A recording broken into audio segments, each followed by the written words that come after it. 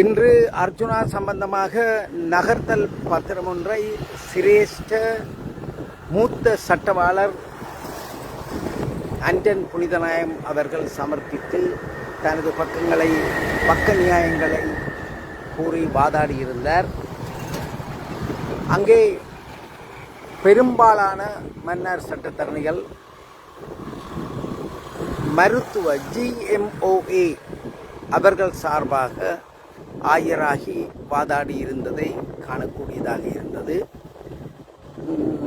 நீதிபதி ஏற்கனவே போட்ட தவணை வருகின்ற 7ஆம் தேதி புதன்கிழமை அன்று வழக்கை கூப்பிடுவதாக பிணை கோரிக்கை நிராகரிக்கப்பட்டு வழக்கை ஒத்திவைத்தார்.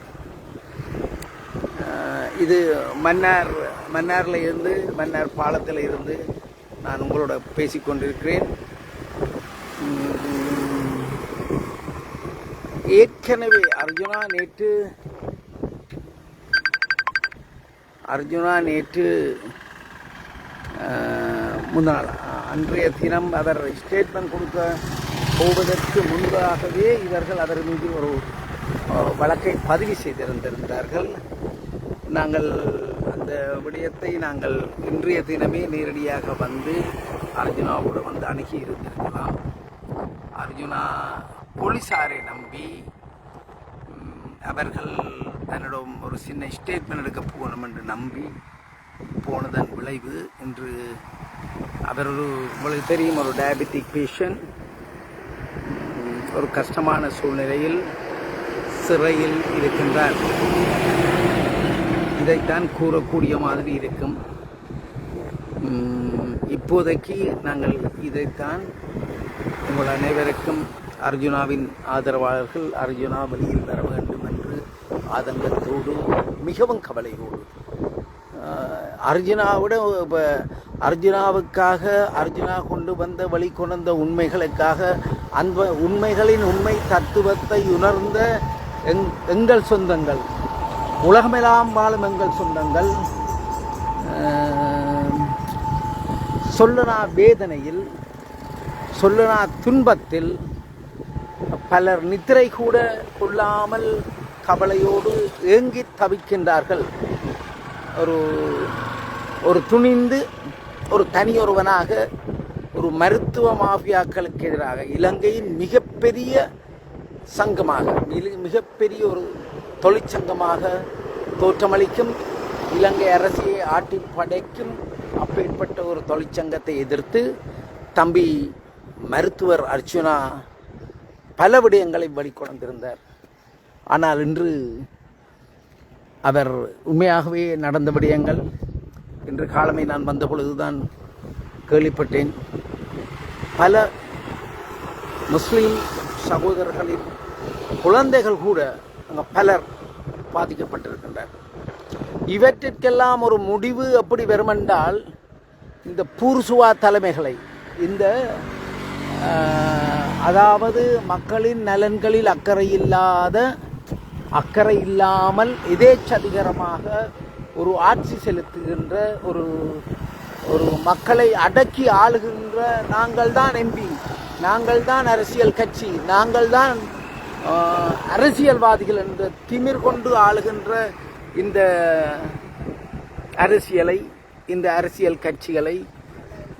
அரசியல் கட்சிகளை சாட்டி தாங்கள் ஆதரவாளர்கள் என்ற ஒரு வலைக்குள் மக்களை வீழ்த்தி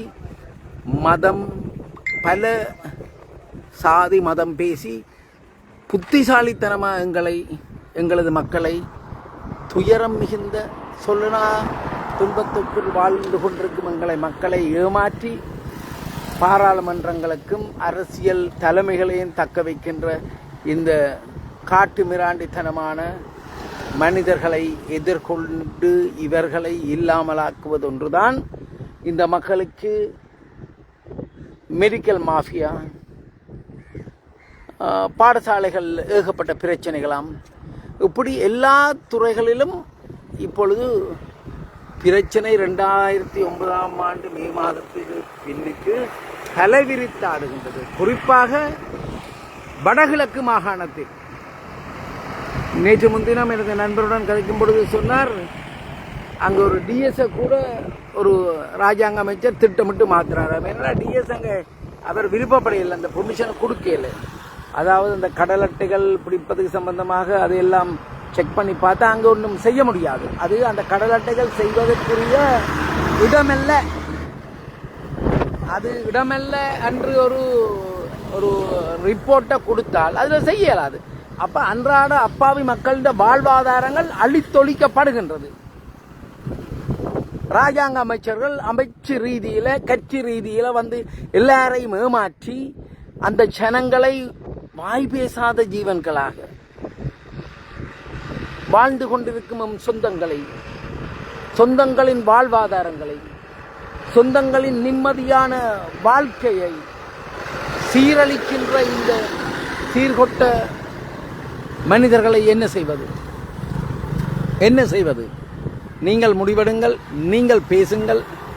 நீங்கள் தான் இந்த விடயங்களை வெளிக்கொணர்ந்து ஒட்டுமொத்த மாஃபியாக்களை காப்பாற்றுகின்ற, மக்களுக்கு எதிரான நடவடிக்கைகளை செய்து கொண்டிருக்கின்ற இந்த பாராளுமன்ற ஆசனங்களை தக்க வைத்திருக்கின்ற அனைவரும் இனிமேல் அந்த பரம்பரை, அந்த ஏமாற்றுகின்ற பரம்பரை இனிமேல் எங்களை ஆளக்கூடாது, எம் இனத்தை ஆளக்கூடாது. நாங்கள் தமிழர்கள், மதம் சாதி அனைத்தையும் தாண்டிய தமிழர்களாக, நாங்கள் கட்சிகளை தாண்டி, கட்சி பேதங்களை தாண்டிய இளைஞர் சமுதாயத்தை நாங்கள் அரசியலுக்கு கொண்டு வருவதன் ஊடாக இவற்றையெல்லாம் முடிவுக்கு கொண்டு வரலாம். அதுதான் யதார்த்தம், அதுதான் சரியான நடைமுறையின அனைத்து உறவுகளும் சொந்தங்களும் உணர்வீர்கள். ஆகவே அதற்காக நாங்கள் வெகுண்டெழுவோம், விரைந்தெழுவோம், இந்த விடயங்களிலிருந்து நாங்கள் மீண்டெழுவோம். நன்றி சொந்தங்களே, நன்றி.